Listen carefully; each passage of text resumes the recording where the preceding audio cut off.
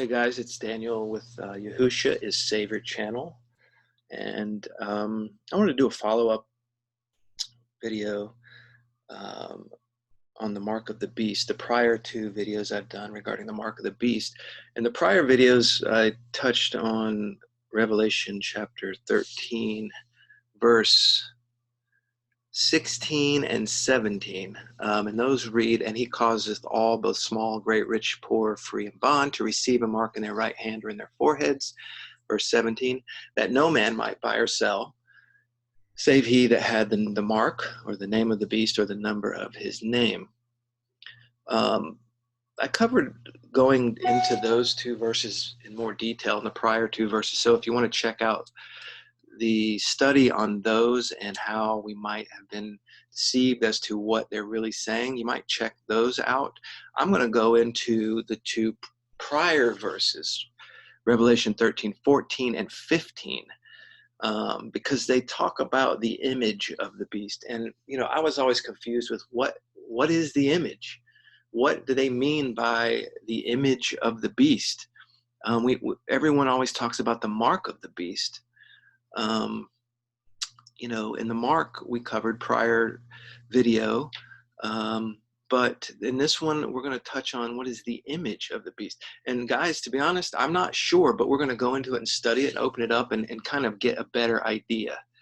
But here it is. Let me read chapter 13 verse 14 in Revelation, and it says, "And he deceives them that dwell on the earth by the means of those miracles which he had power to do in the sight of the beast, saying to them that dwell on the earth, that they should make an image to the beast, which had the wound by the sword and did live. And he had power to give life unto the image of the beast, that the image of the beast should both speak and cause that as many would not worship the image of the beast should be killed." So they use that word image like, I don't know. We got 1, 2, 3, 4 times in those two verses that word image is used. So let's go in. What does it mean? What does this word mean? We go in here to the tools to, I'm going to try and find the Greek word for image, and it is icon, E-I-K-O-N. Strong's number 1504. I'm going to click that, and we're going to look at what this word really means in the Greek.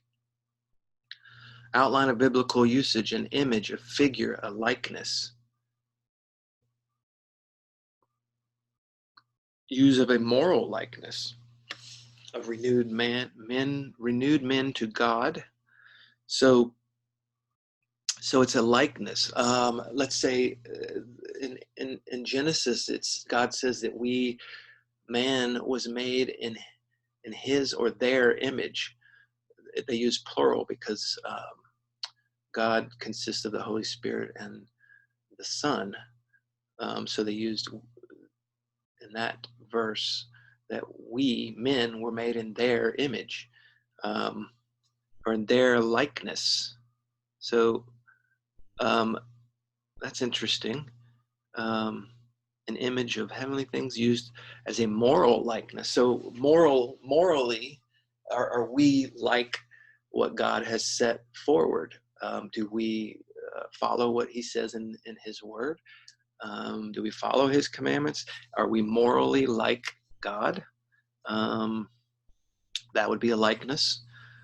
Not only are we made physically in the image of God, the Holy Spirit, and the Son, but we act in likeness.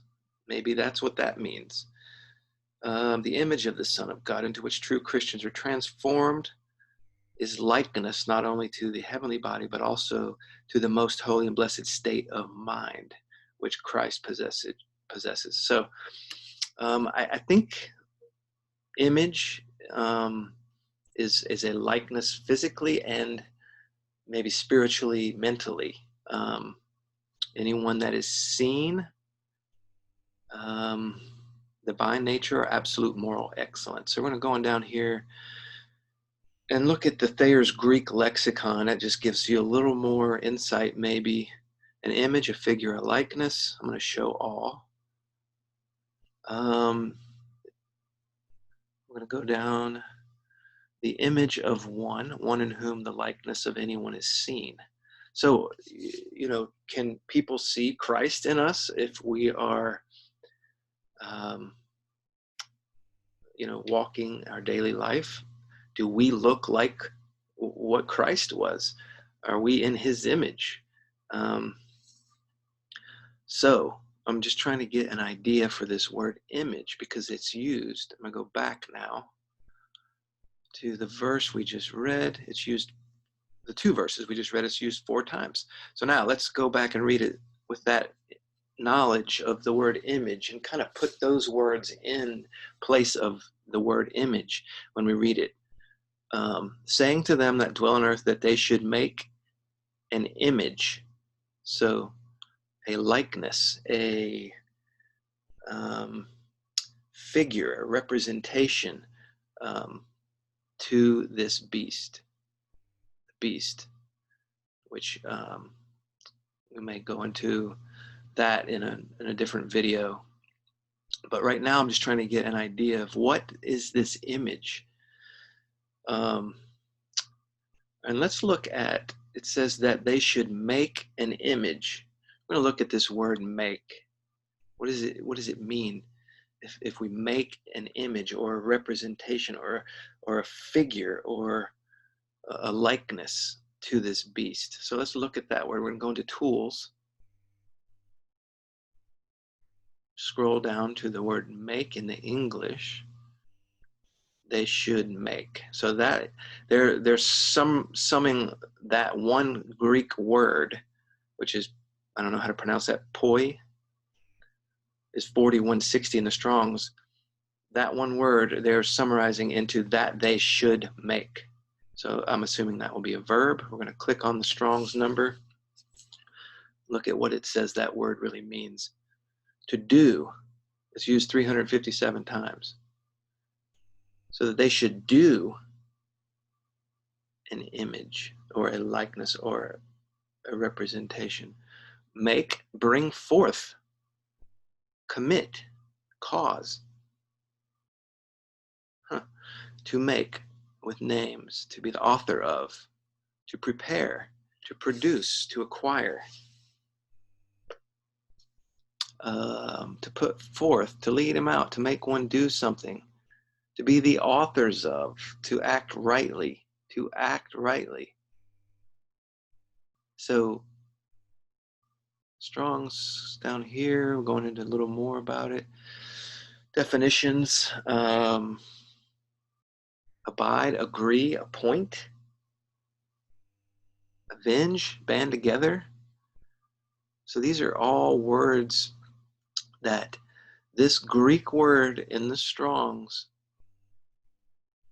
means and is used. It's used to mean abide, agree, appoint, avenge, band together, cast out, cause, commit. So with those in mind, let's go back and read it again. That they should make, here's the word, that they should abide, agree, appoint an image, which we just looked at, which means a likeness, a representation, morally and physically. So it doesn't really mean make an image. It means to abide or point or agree to a likeness or a representation of the beast. To agree and appoint a likeness or representation to the beast, which had the wound by the sword and did live. And he, the beast, had power to give life unto the image, which again is the likeness, the representation, the figure of this beast. That this figure or representation or likeness of this beast should both speak and cause that as many as would not worship this likeness, representation, figure of the beast should be killed. So I hope that this is kind of making it a little more clear as to what they're talking about here. This image isn't necessarily a picture like you would see of something on a wall. It is a representation or a likeness of this beast. And, you know, the next question might be, well, what is this beast? We go up, it says in verse 11 of Revelation 13, I beheld another beast coming up out of the earth, and had two horns like a lamb, and he spake as a dragon. So he is making me think that it is a person or a human.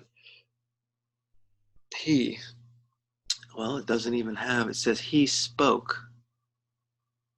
So he may not even be there. It just, they clump he with the word spoke, which literally means to utter a sound, to talk. So the word he in the English was added. I beheld another beast coming up out of the earth, and the word he shouldn't be there, and it just said he. Maybe that's where he is. He spake, the word he is not there. Let's look at this one. He had, 2192, to have and to hold, to possess. The word he is not there either. So we don't know necessarily that it's a he. They added that. That wasn't there. Huh. Let's go back and read it without the words he in there then. Beheld another beast coming up out of the earth, and had two horns like a lamb, and spoke as a dragon. So he really isn't there. They added that from what I can tell. Now let's go to verse 13, 12. He is there, and it says he exercises all power of the first beast. So let's look and see if the word he is in that one, so that we can actually say that this beast is a human or a person. And they've clumped he with exercises. So they put the noun, or I guess that would be a pronoun, he, clumped it with a verb. Let's see. And it means to make, to be authors of. So that word he is not there either. So we can't rightly say that it's a he, even though they put it there in the English. So, and exerciseth all the power of the first beast. So this beast exercises all the power of the first beast, which is talked about in Revelation 13:1. Saw a beast rise up out of the sea, having 7 heads, 10 horns, and upon his name 10 crowns. Upon his head the names of blasphemy. And I believe that this, we'll go into this later, but this is a kingdom or kingdoms, more than one. 7 heads and 10 horns may mean kingdoms or kings or their countries. That we'll go into later. I don't want to get into that into this video, but so back down here to where we started regarding the image, that they should make an image to the beast. We've covered make and an image. Again, make is to agree, appoint, abide, possibly.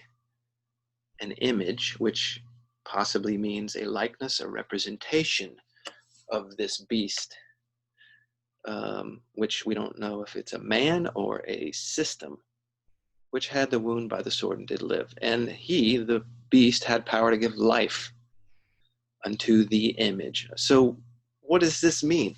He had power to give life. So life, you would think, that makes me think, before I look into these words, maybe he's raised someone from the dead. So let's go in and look at it. Life. We're going to look this up. To give life. This beast had power to give life. Here we are in these, looking at these Strongs. Life is pneuma. That word means, isn't this interesting? Third person of the triune God, Holy Spirit, co-eternal with the Father and the Son, referred to in a way which emphasizes his personality, the Holy Spirit. So the pneuma is a spirit, sometimes referred to in a way which emphasizes his work. So again, here, the spirit. So pneuma, or breath, is a spirit.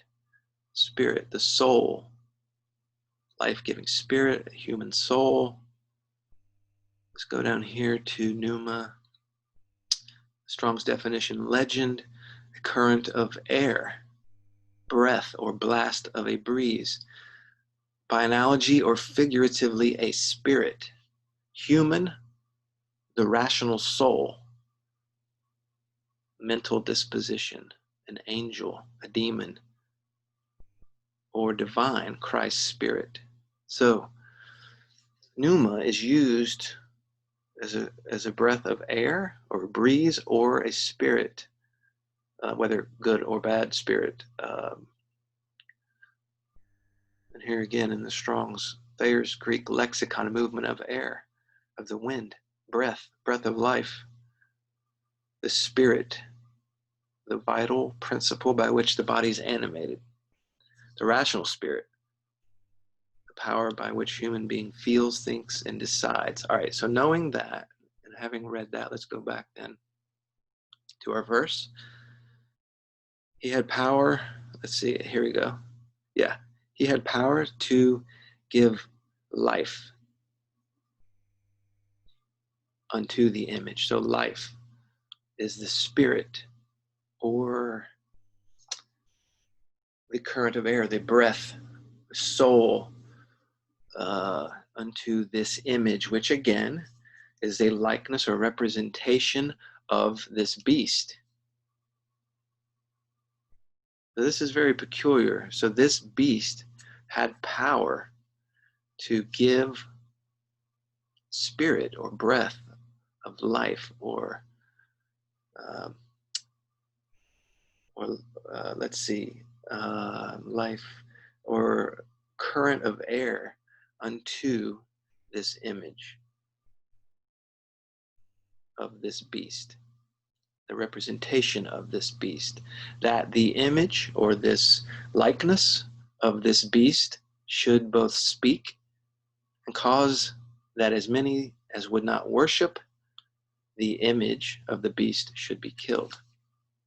So this is very peculiar. Let's look up this word worship, because it's saying if we do not worship this image or this likeness or this representation of this beast, that some should be killed, the ones who would not worship. So let's look up this word worship and see what it says. Had the power to give life to the images, as many as would not worship. Here we go. Worship is Strong's 4352.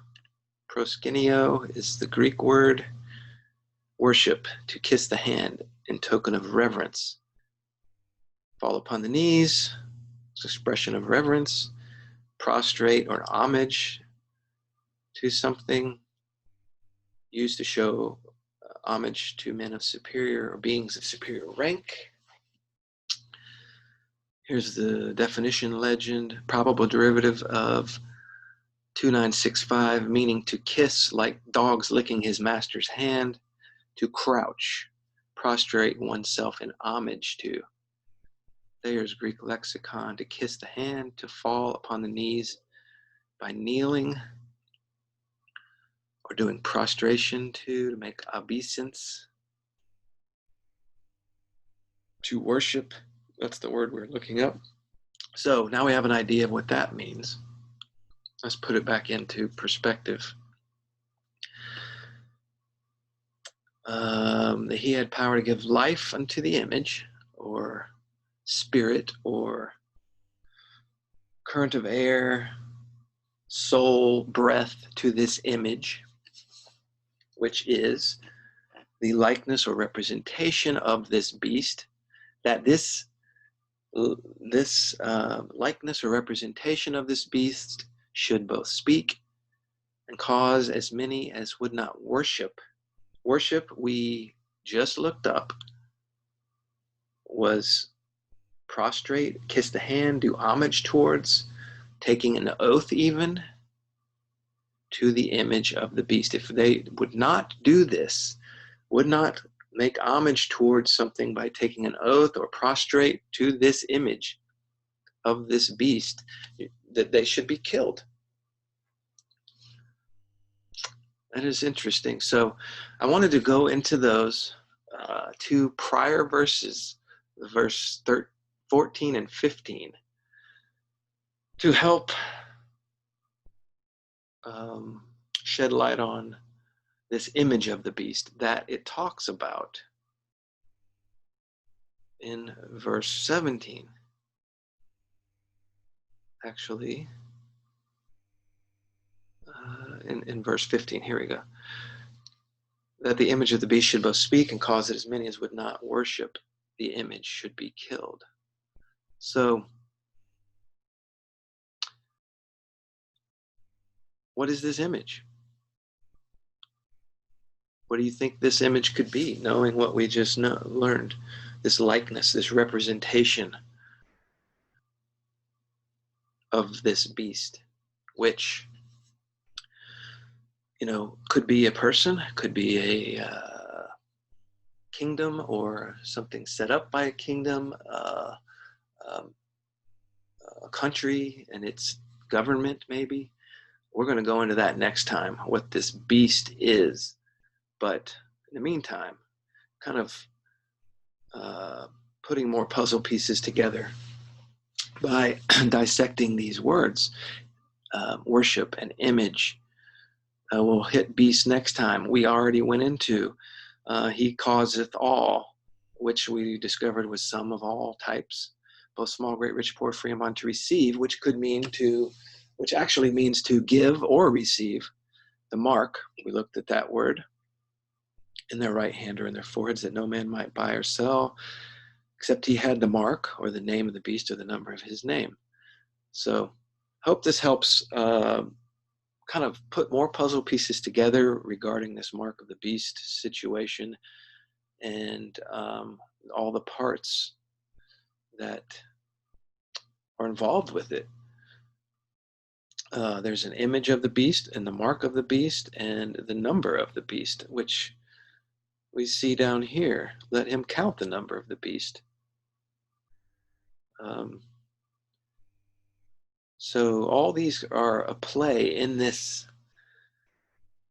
mark of the beast situation, this end times likeness, this end times image of this beast that we are not to take part in, because over here in verse 14, chapter 14, we hit on a prior video. What happens if you take the mark? It says here, if any man worship the beast and his image, which we just looked at, that word image and worship. Remember, worship is prostrating, kissing the hand, homage towards something, taking an oath. The beast and his image, which we just discovered, means a likeness, a representation, morally, physically, and receive, which we already looked at in a prior verse, which means actually to receive or to give this mark in his forehead or in his hand, the same shall drink of the wine of the wrath of God, which we do not want, people. If you want to live in heaven with our Father, there is no wine of his wrath there. Uh, the the you are not, in my opinion, in the heavenly realm with him, drinking of the wine of his wrath, which is poured out for tormentation with fire and brimstone. That does not happen in the heavenly realm with him. That is reserved for Satan and those who follow him and his angels that he left and brought down with him, that we call demons, possibly. So their smoke and torment ascends up forever and ever, and they have no rest day or night. Who worships this beast and the image, there it is again, and receives the mark of his name. And again, that mark, just before we close up this one, look at that mark one more time. What does this mean? Charagma, the mark. A stamp, imprinted mark, the forehead or the right hand, branded on horses, something carved, sculpted, a graven work, idolatrous images. Let's go down here. A scratch or etching, stamp, badge of servitude, sculptured figure, graven mark. So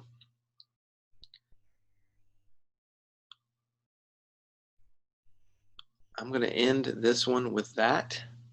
I think next time we'll go into a little more detail on what the beast, this beast really is, whether it's a man or a system or a government or a country or a kingdom.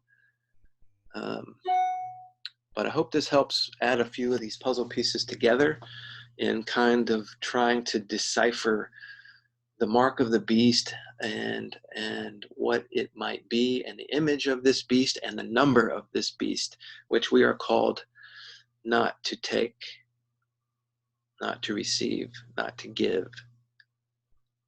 So shalom, and thanks for watching this, and I hope to see you next time for a little more study, a little more in depth, a few more puzzle pieces into this puzzle.